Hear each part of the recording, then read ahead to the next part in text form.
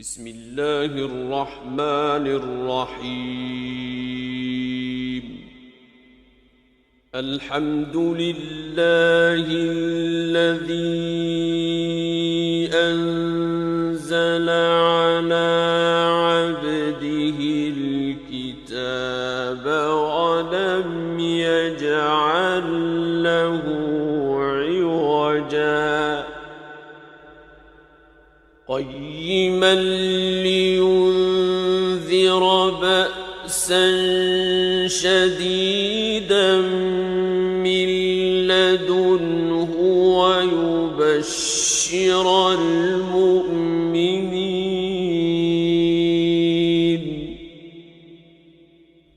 ويبشر المؤمنين الذين يعملون الصالحات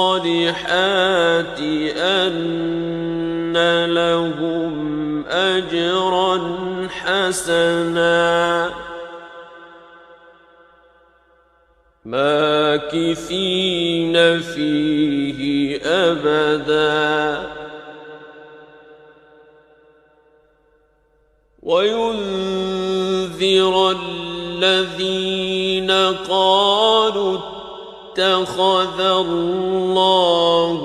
ولدا ما لهم به من علم ولا لآبائهم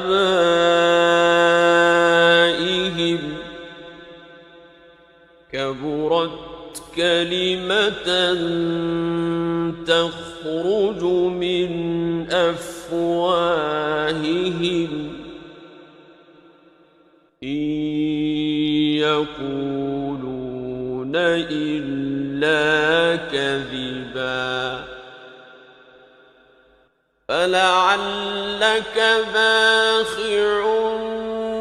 نفسك على آثارهم إن لم يؤمنوا بهذا الحديث أسفا إنا جعلنا ما على الأرض زينة لها لنبلوهم أيهم أحسن عملا وإنا لجاعلون ما عليها صعيدا جرزا أم حسبت أن أصحاب الكهف والرقيم كانوا من آياتنا عجبا إذ أوى الفتية إلى الكهف فقالوا ربنا آتنا من لدنك رحمة وهيئ لنا من أمرنا رشدا فضربنا على آذانهم في الكهف سنين عددا ثم بعثناهم لنعلم أي الحزبين أحصى لما لبثوا أمدا نحن نقص عليك نبأهم بالحق إنهم فتية آمنوا بربهم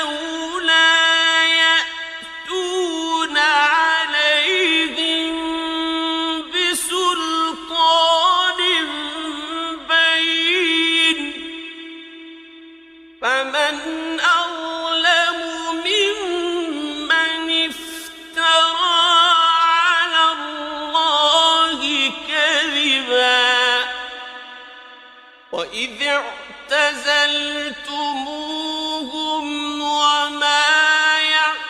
يعبدون إلا الله فأووا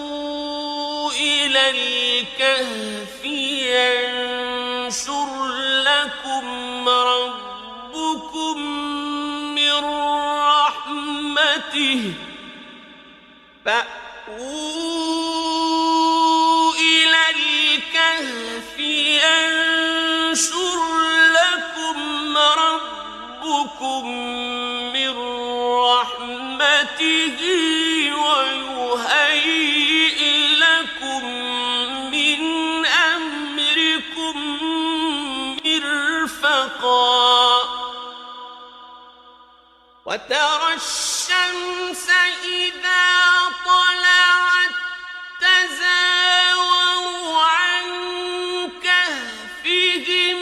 ذات اليمين وإذا غربت تقرضهم ذات الشمال وهم في فجوة منه ذلك من آيات الله من يهد الله فهو المهتد ومن يضلل فلن تجد له وليا مرشدا وتحسبهم أيقاظا وهم رقود ونقلبهم ذات اليمين وذات الشمال وكلبهم باسط ذراعيه بالوصيد لو اطلعت عليهم لوليت منهم فرارا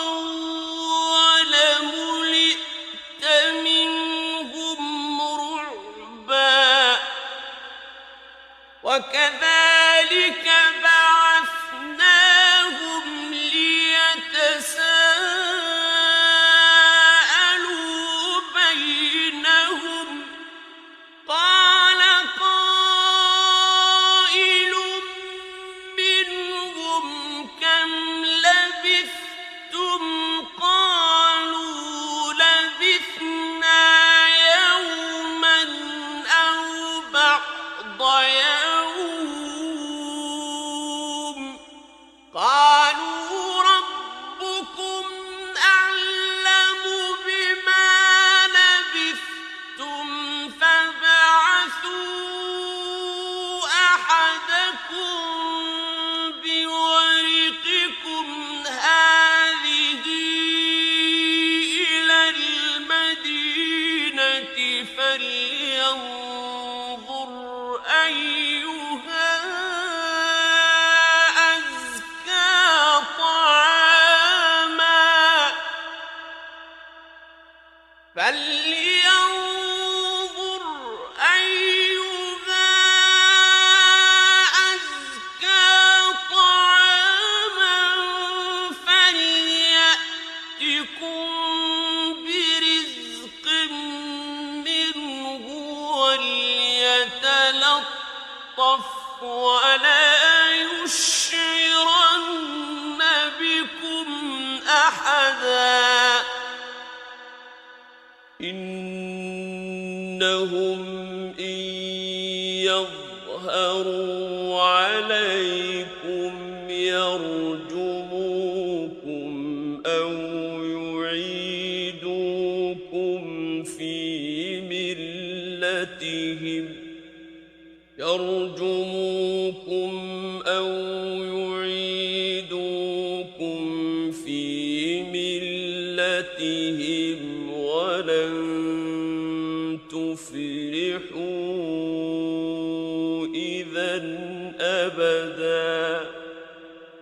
وكذلك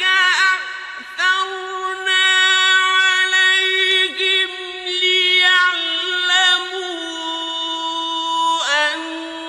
وعد الله حق وأن الساعة لا ريب فيها إذ يتنازعون بينهم أمرهم فقالوا ابنوا عليهم بنيانا ربهم أعلم بهم قال الذين غلبوا على أمرهم لنتخذن عليهم مسجدا سيقولون ثلاثة رابعهم كلبهم ويقولون خمسة سادسهم كلبهم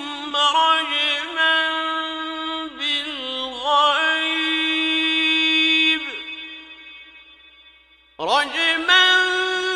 بالغيب ويقولون سبعة وثامنهم كلبهم قل ربي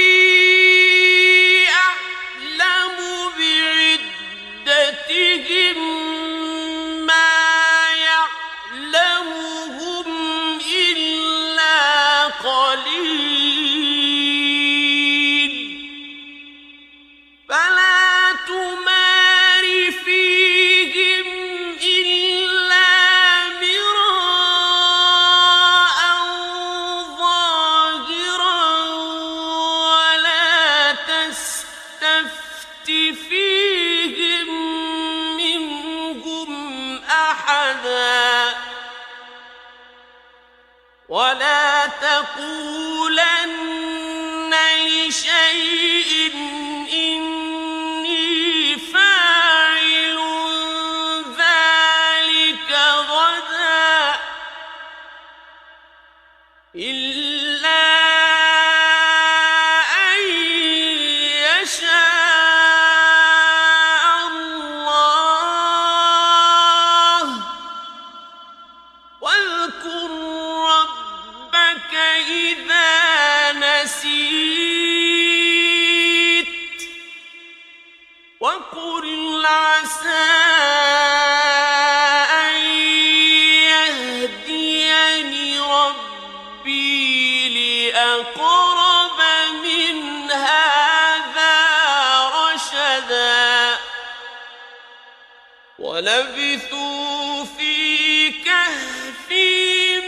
300 سنين وازدادوا 9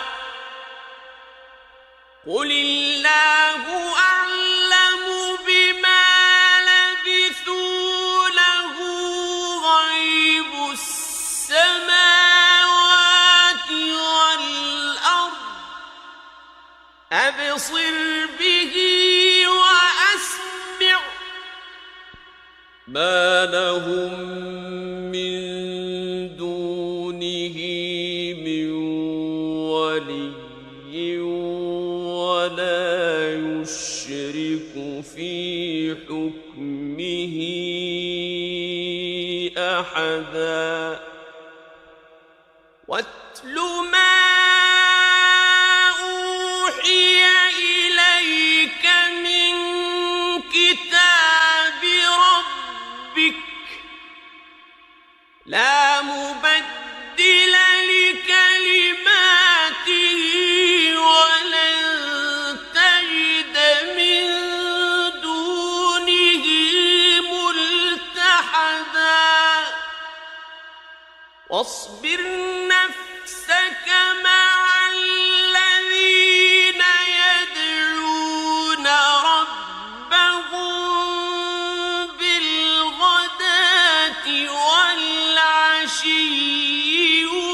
يريدون وجهه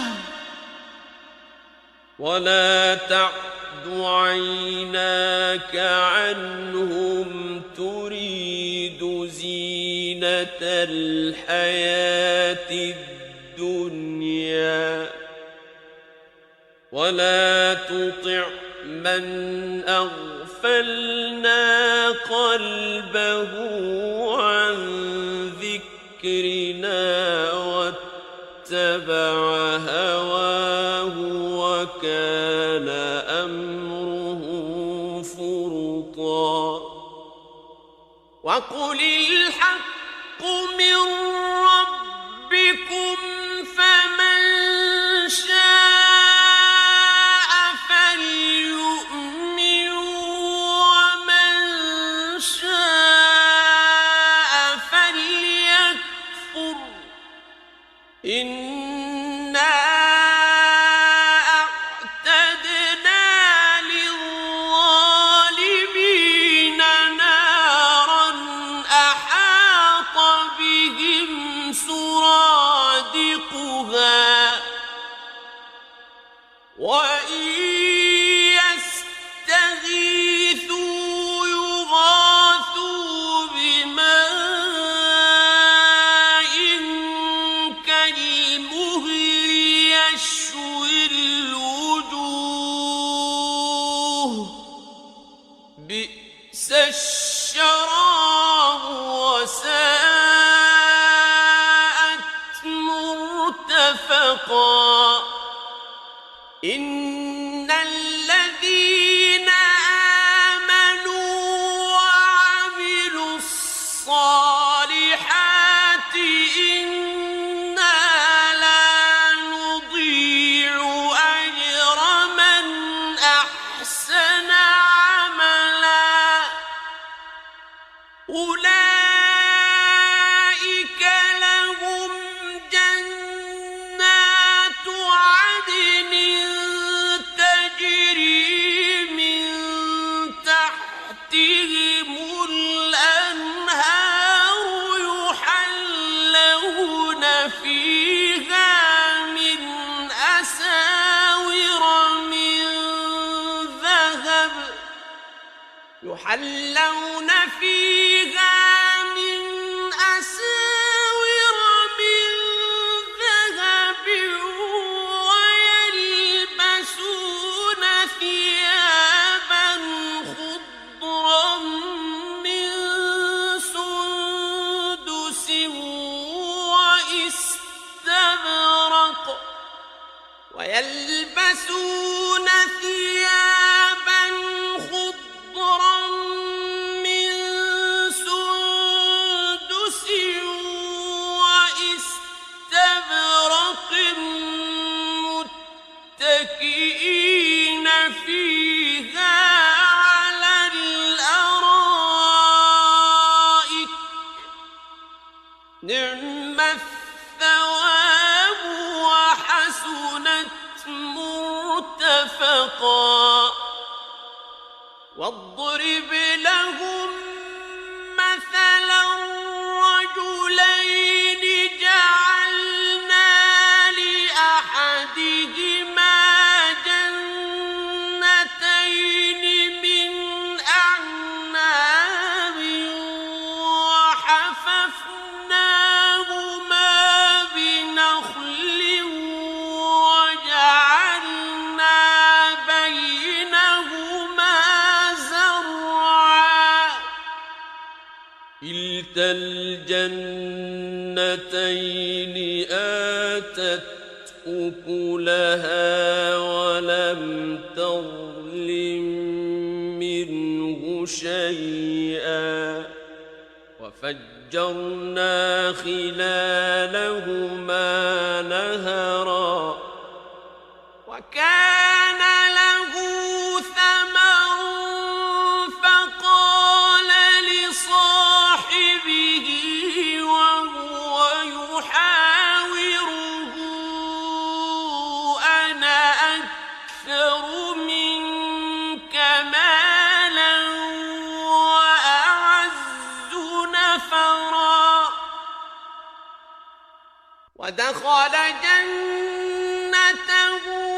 وهو ظالم لنفسه قال ما أظن أن تبيد هذه أبدا وما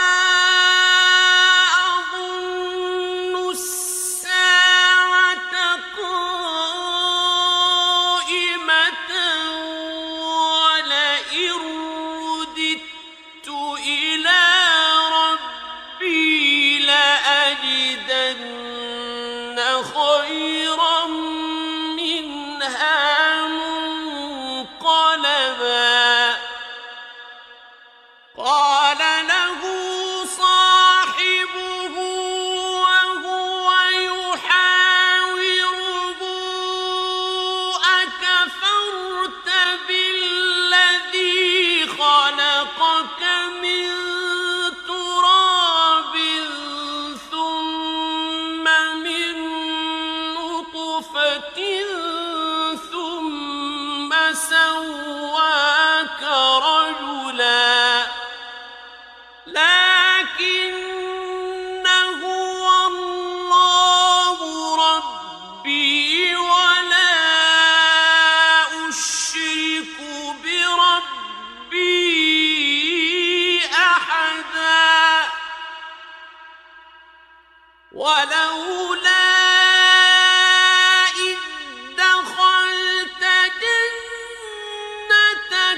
قلت ما شاء الله لا قوة إلا بالله إن ترني أنا أقل منك مالا وولدا فعسى ربي أن يؤتيني خيرا من جنتك ويرسل عليها حسبانا من السماء فتصبح صعيدا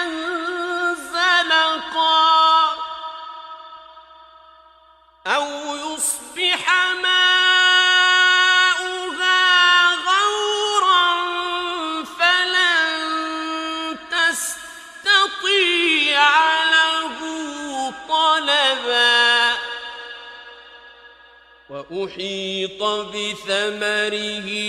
فأصبح يقلب كفيه على ما أنفق فيها وهي خاوية على عروشها فأصبح يقلب كفيه على ما أنفق فيها وهي خاوية على عروشها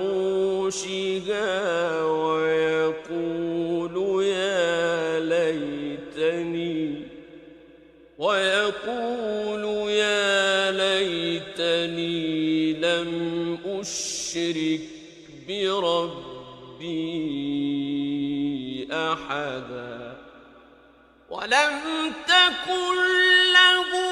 فئة ينصرونه من دون الله وما كان منتصرا هنالك الولاية لله الحق هو خير ثوابا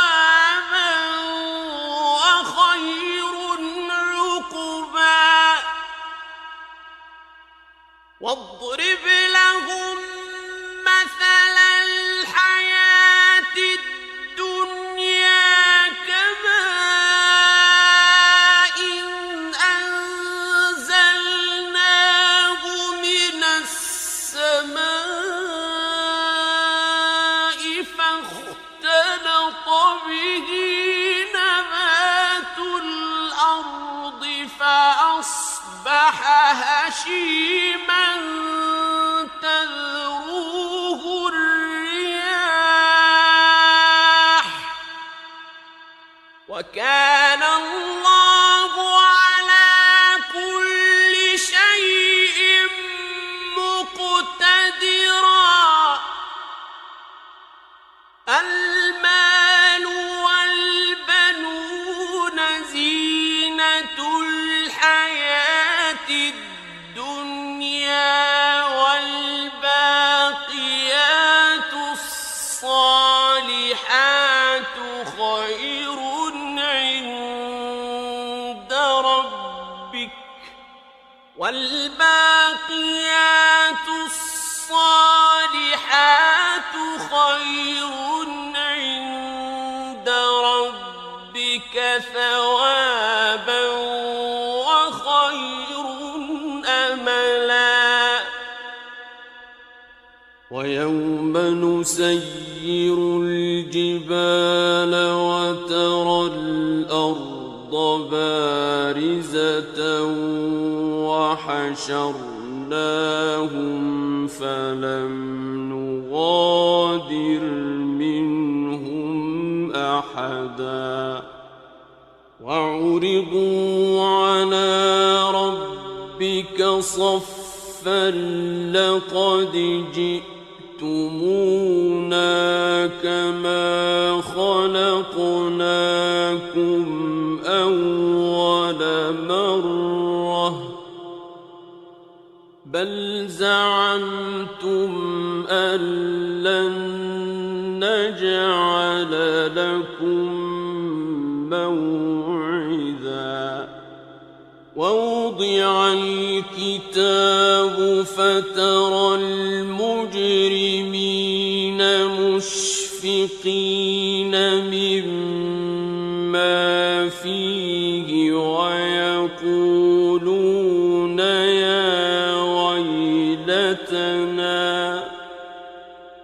ويقولون يا ويلتنا ما لهذا الكتاب لا يغادر صغيرة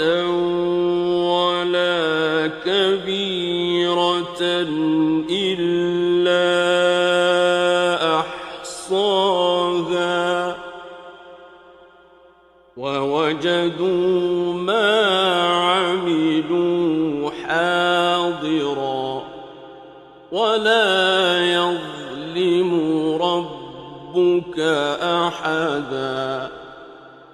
وإذ قلنا للملائكة اسجدوا لآدم فسجدوا إلا إبليس كان من الجن ففسق عن أمر ربه أفتتخذونه وذريته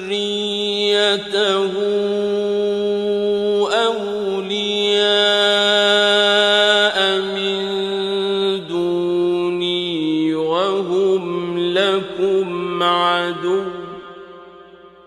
بئس للظالمين بدلا ما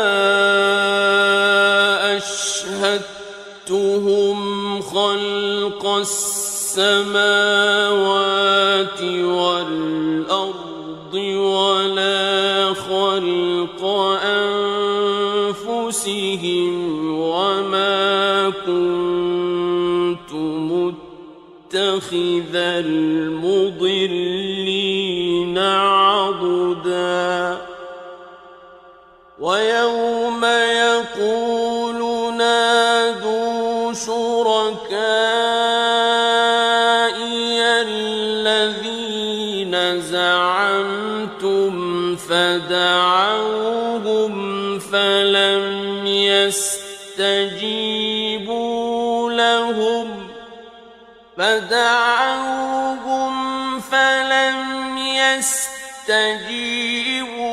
لهم وجعلنا بينهم موبقا ورأى المجرمون النار فظنوا أنهم مواقعوها ولم يجدوا عنها مصرفا ولقد صرفنا في هذا القرآن للناس من كل مثل وكان الإنسان أكثر شيء جدلا وما منع الناس أن يؤمنوا إذ جاءهم الهدى ويستغفروا ربهم إلا أن تأتيهم سنة الأولين إلا أن تأتيهم سنة الأولين أو يأتيهم العذاب قبلا وما نرسل المرسلين إلا مبشرين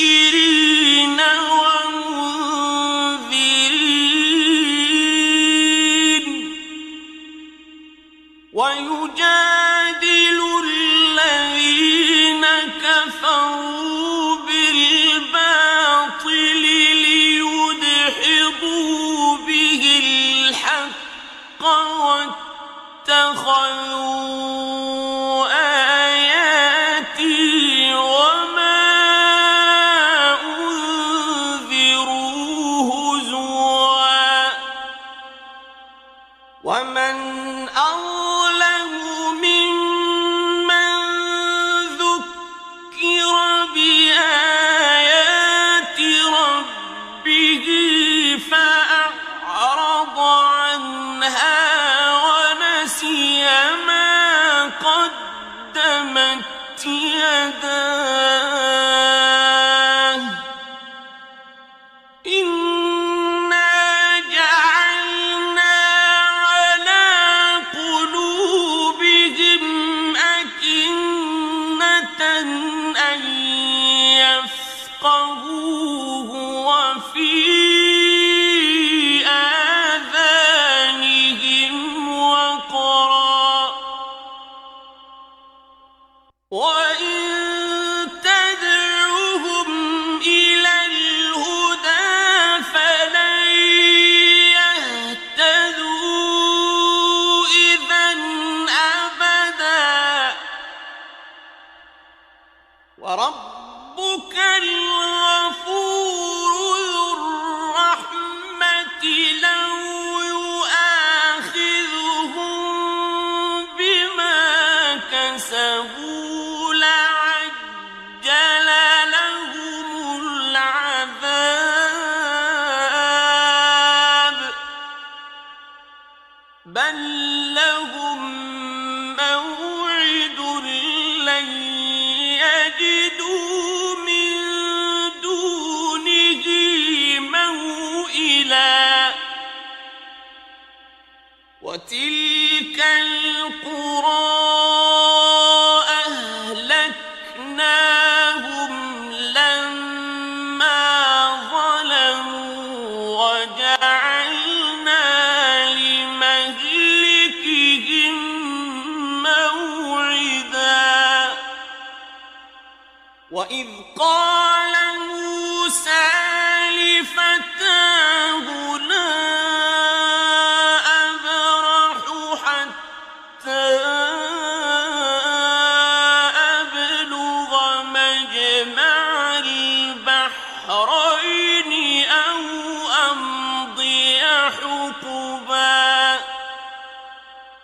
فلما بلغا مجمع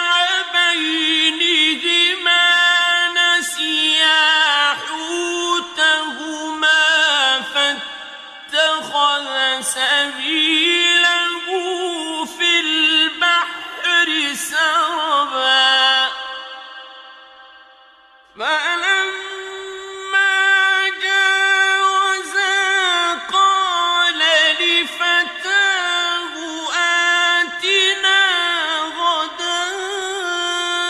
غداءنا لقد لقينا من سفرنا هذا نصبا قال أرأيت إذ أوينا إلى الصخرة فإني نسيت الحوت وما أنسانيه إلا الشيطان أن أذكره واتخذ سبيله في البحر عجبا قال ذلك ما كنا نبغ فارتدا على آثارهما قصصا فوجدا عبدا من عبادنا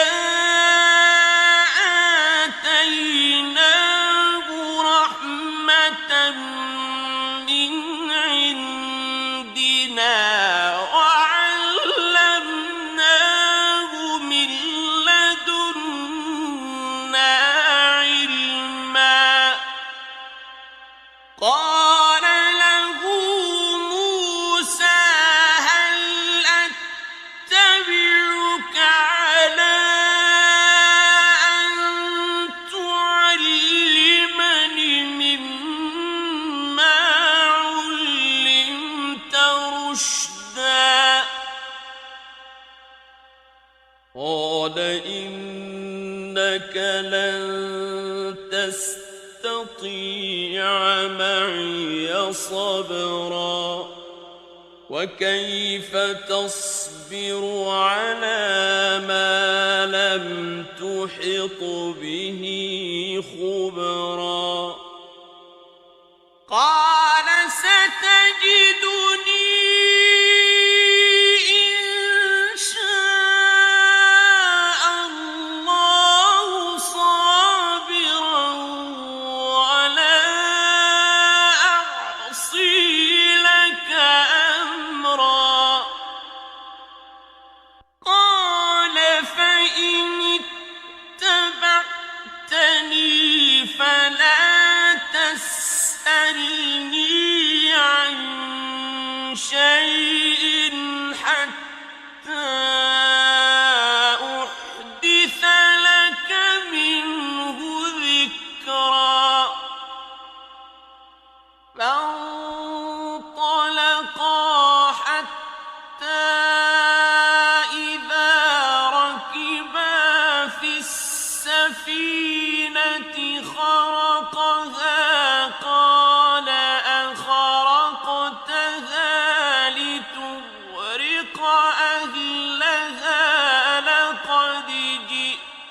شيئا إمرا قال ألم أقل إنك لن تستطيع معي صبرا قال لا تؤاخذني بما نسيت ولا ترهقني من أمري عسرا فانطلقا حتى إذا لقيا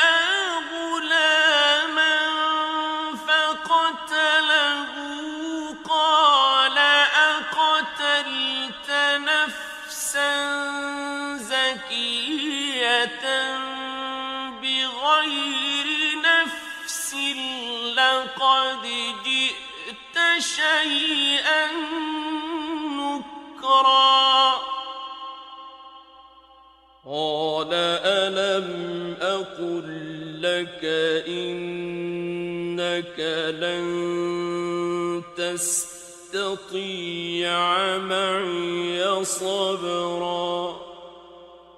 قال إن سألتك عن شيء بعدها فلا تصاحبني قد بلغت من لدني عذرا فانطلقا حتى إذا أتيا أهل قرية استطعما أهلها فأبوا أن يضيفوهما فوجدا فيها جدارا يريد أن ينقض فأقامه قال لو شئت لاتخذت عليه أجرا قال هذا فراق بيني وبينك سأنبئك بتأويل ما لم تستطع عليه صبرا أما السفينة فكانت لمساكين يعملون في البحر فأردت أن أعيبها وكان وراءهم ملك يأخذ كل سفينة غصبا وأما الغلام فكان أبواه مؤمنين فخشينا أن يرهقهما طغيانا وكفرا فأردنا أن يبدلهما ربهما خيرا منه زكاة وأقرب رحما وأما الجدار فكان لغلامين يتيمين في المدينة وكان تحته كنز لهما وكان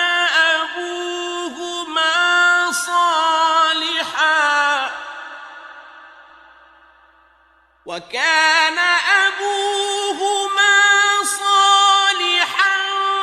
فأراد ربك أن يبلغا أشدهما ويستخرجا كنزهما رحمة من ربك وما فعلته عن أمري ذلك تأويل ما لم تسطع عليه صبرا ويسألونك عن ذي القرنين قل سأتلو عليكم منه ذكرا إنا مكنا له في الأرض وآتيناه من كل شيء سببا فأتبع سببا حتى إذا بلغ مغرب الشمس وجدها تغرب في عين حمئة ووجد عندها قوما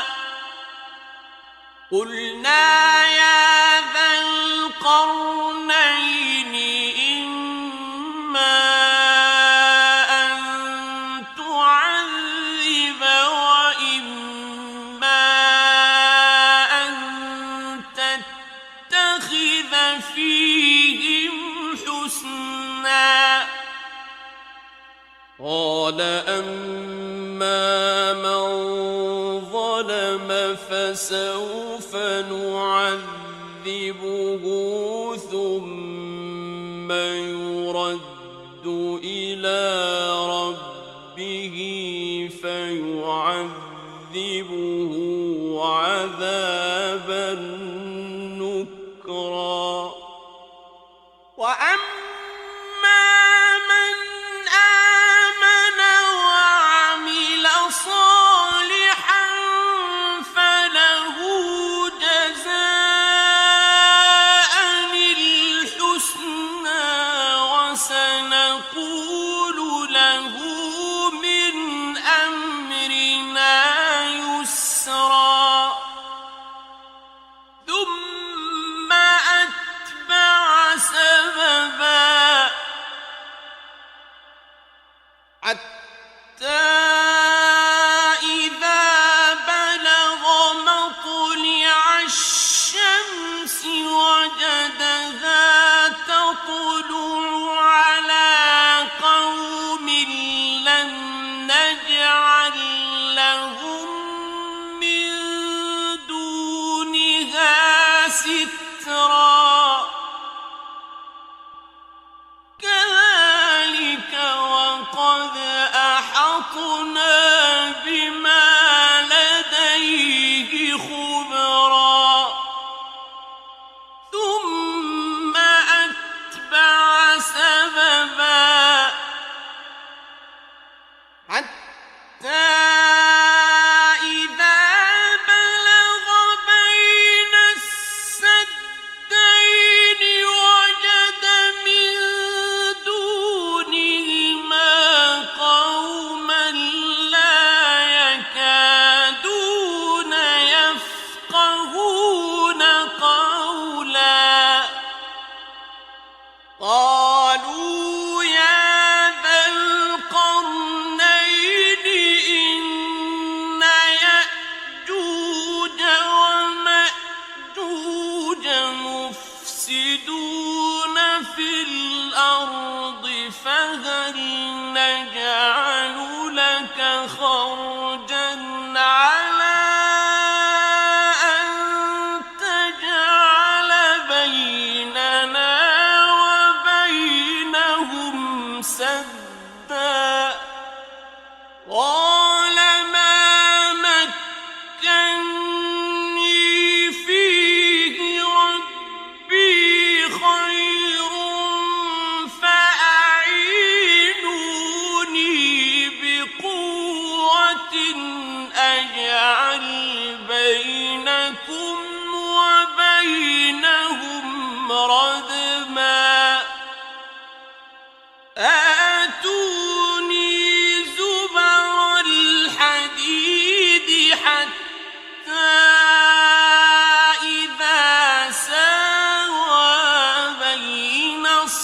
الصدفين قال انفخوا